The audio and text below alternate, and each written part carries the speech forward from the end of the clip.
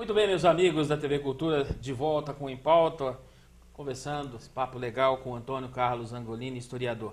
Angolini, por que os americanos, norte-americanos, escolheram Santa Bárbara do Oeste, essa região nossa? Dom Pedro II era inteligente, estudava. Ele percebeu que nos Estados Unidos, os sulistas, que são os confederados, perdedores da guerra, porque eles que provocaram a guerra, porque eles não queriam abolir a escravatura no país. Eles perderam essa guerra, porque os 13 estados sulistas acabaram perdendo. Agora, os estados sulistas eram estados que predominantemente cuidavam da agricultura, plantio do algodão e tudo mais. O algodão é um dos motivos deles vieram plantar aqui e deu certo. Não que o algodão tenha sido só em Santa Bárbara, não. O Brasil já plantava algodão, os incas plantavam algodão, os índios plantaram algodão. Sorocaba criou a Companhia Sorocabana, já em aqueles tempos aí, para exportar o seu algodão. Mas, enfim, os americanos vieram para cá porque Dom Pedro sabia que eles dominavam as técnicas agrícolas, tinham arados, implementos, fez o convite e eles vieram. Eles andaram procurando em Iguape, em outras, tanto que tem umas outras colônias, que mesmo no Pará, mas eles vieram, foi oferecido terras em São Paulo, acho que não sei se na região aí do ABC, mas não gostaram. O Coronel Norris chega aqui na região nossa, com a fronteira com Campinas na época, porque não existia Americana. Nós estamos falando em 1866. E o Norris vem com o filho Robert. E eles compram a fazenda Machadinho. E gostaram até porque se assemelhava muito às terras do Alabama. E eles começam a fazer propaganda. Venham que as terras aqui são boas para o plantio do algodão. Enfim, venham porque é promissora a terra. Aí começam a vir famílias, mais famílias. Não tanto quanto a corrente migratória italiana, mas assim, em número de mais de umas centenas de famílias. Uma das famílias, o Joey, ele trouxe as sementes de melancia, que é tipo cascavel da Geórgia. E é uma melancia que deu tanto aqui em Santa Bárbara. E nós ficamos conhecidos como a terra da melancia. Pelo trem, saíam trens cheios de melancia. Então, tanto que quando a febre amarela se espalhou e começou a morrer gente, proibiram de vender melancia, até porque achavam que a melancia poderia ser o vetor, né? Então, não tinha nada a ver, mas até depois. E quem já estava plantando melancia até nesse tempo foi os italianos, que sofreram. Mas Santa Bárbara, toda a região, porque daí nisso já tinha sido inaugurada a ferrovia em 1875, já tinha surgido a vila, que foi dado o nome de Vila dos Americanos, e aí surge a cidade americana. Para quem não sabe, separou, né? Até o centro da Americana, ali na Antônio Lobo, era Santa Bárbara. Era Santa Bárbara do Oeste. Tinha um pedacinho até o Ribeirão Quilombo, era uma linha imaginária que dividia o território de Santa Bárbara com Campinas. Na verdade, é um acordo de 1833 entre a Câmara de Piracicaba e Campinas. Mas só que aí já Santa Bárbara tinha se emancipado. Então, o nosso território chegava até ali perto. Até agora não dá para explicar por que Santa Bárbara perdeu toda aquela área, né? Perdeu porque, assim, a partir da elevação à vila, em 1924 ela se emancipou, aí nós tivemos que ceder um pedaço de terra, era natural. O que eu não entendo, em que momento uma parte do Molon aqui, que ficou todo... Aquilo foi cedido, conurbado. Aquela conurbação não deveria ter sido sinuosa como é, em uma linha reta que passa ali na torre. Esse outro pedaço, a Americana acabou ganhando, vamos dizer assim, na brincadeira, né? Ganhou no grito. E quase que ganham até o córrego Molon. Córrego. Então, mas aí é o seguinte, aí nós temos que dizer aqui de outros prefeitos, porque, bem, não foi o Romano que fez o grande, que foi nós vamos ter já começando com o Braulio Pio e depois o Landucci, já fazendo o distrito industrial, a carternagem modelo, que foi a primeira, depois já criando um distrito industrial ali. E aí o Gustão contou essa história para você, é isso aí mesmo. E ele foi um dos responsáveis pelas obras da Se não perdia se não perdia. E o Romaninho, quando prefeito, eu falei com ele, por que não damos logo isso para a Americana? Ele disse, aprenda uma coisa, o problema mora sempre na divisa. O problema mora sempre na divisa. Se nós estamos com a divisa lá, temos problema, e nós puxarmos para cá, nós apenas transferimos o problema para mais próximos de nós. Portanto, nós temos que fazer uma outra cidade correndo para conter o crescimento. Então veja como o Romano era inteligente nesse pensamento. E numa canetada ele fez uma leste. Encheu de loteamentos com o propósito de construir uma cidade. Ele falou, mas nós não temos água, não temos problema.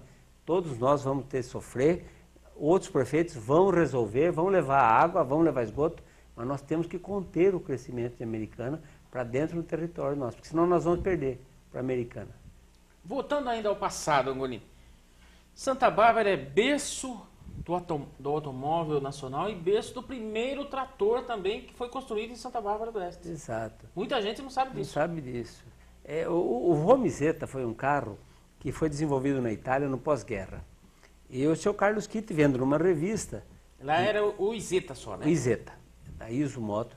E o seu Carlos gostou do carrinho, ele é italiano, ele é enteado do Emílio Romi, porque ele é filho só da Dona Olímpia. Mas ele falou, seu Emílio, vamos tentar fazer esse carro aqui em Santa Bárbara? E aí o Emílio Romi, eles foram para a Itália. Tanto que o Emílio Romi sofreu quase o primeiro infarto nessa viagem de avião. Ele já passou mal nesse avião em 1955, quando eles estavam indo para a Itália para negociar a licença, a patente, a licença de fabricação. Tanto que, chegando à Itália, o seu Emílio foi para o hospital. Depois ele volta de navio. O seu Carlos é que foi lá, ele já era o pai da ideia, e ele é que vai fazer o acordo da licença de fabricação dos Romizeta aqui em Santa Bárbara. E ele já importa, em 55, 2 Isetas. E Santa Bárbara do Oeste, em 55, que nós éramos uma população de 15 mil habitantes, já conhecíamos o carrinho Romizeta andando aqui na cidade. Nossa, era uma sensação. Nós temos filmes antigos que mostram ele subindo ali a Rua Duque de Caxias, toda de terra, ao fundo tem a Helinópolis começando, enfim, Santa Bárbara conheceu o Isetta antes. E o primeiro Isetta na linha de produção foi acionado exatamente às 11h30 do dia 30 de junho de 1956. 56. Isso, o primeiro. E era tudo feito manualmente, quase um carro, montado muito...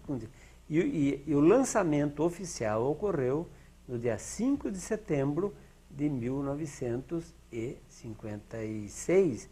Portanto, nós vamos fazer 55 anos. Estamos querendo até fazer uma outra carreata na cidade.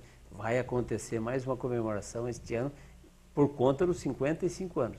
E ele desfilou em São Paulo, todos aqueles carros, foram no Palácio Episcopal, pelo arcebispo, depois Palácio... Foi o Jânio Quadros, o Carvalho Pinto, a Dona Eloá Quadros, estava lá o prefeito Benedito da Costa Machado, que foi, né, de 56, porque o Emílio Romi foi prefeito de 52 a 55. 56 assumiu o Didi Machado, que é o Benedito da Costa Machado.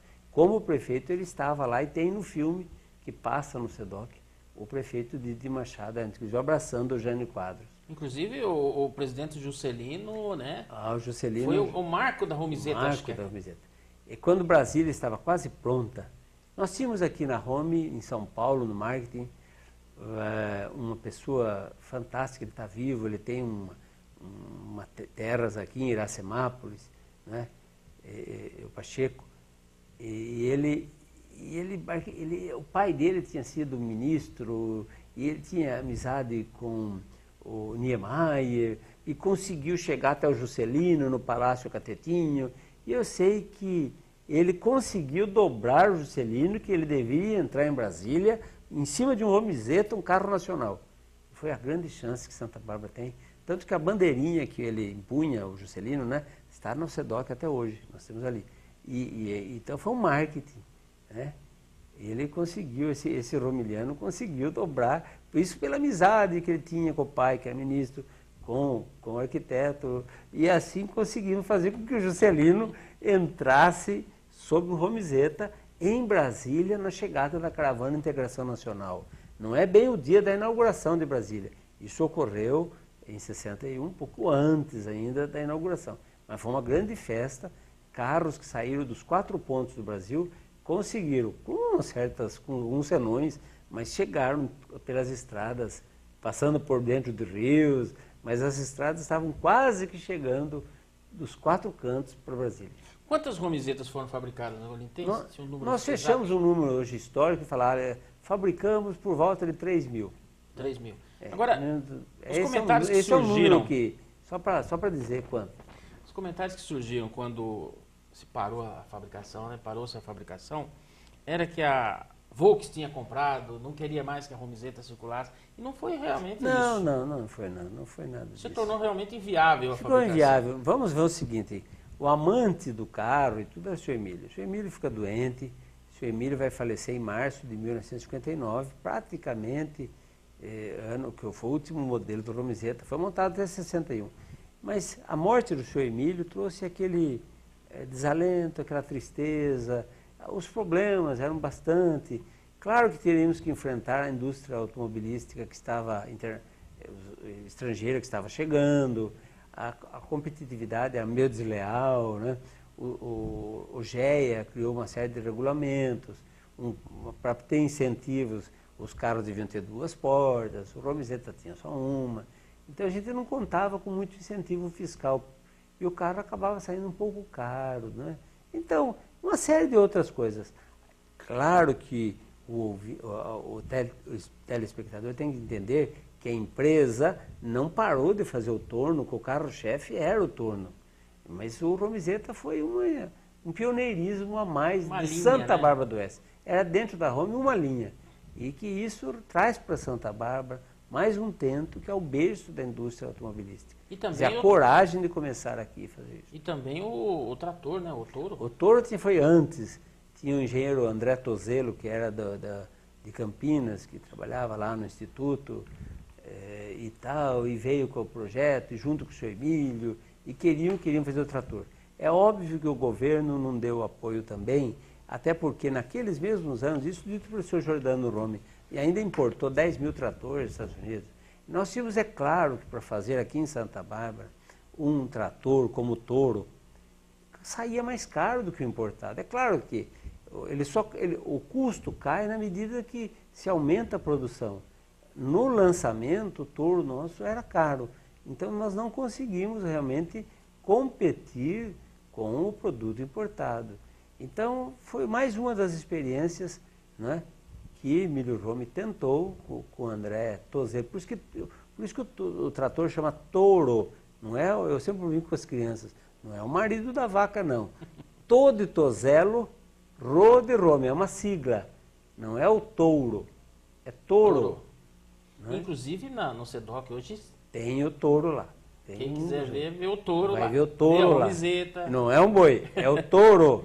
Vê um arado, né? Vê arados, porque nós tivemos... Porque Emílio Rome começa com uma oficina mecânica e ele transforma logo a fundição, ele monta em 1934, aconselhado por um americano.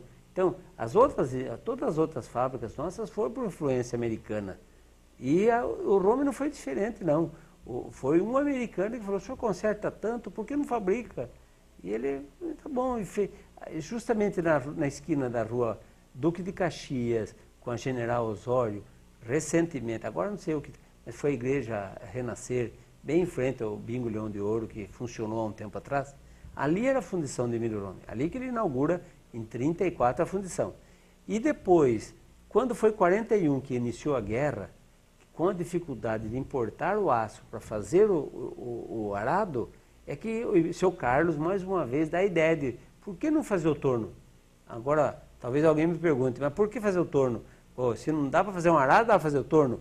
O torno, essencialmente, é ferro fundido.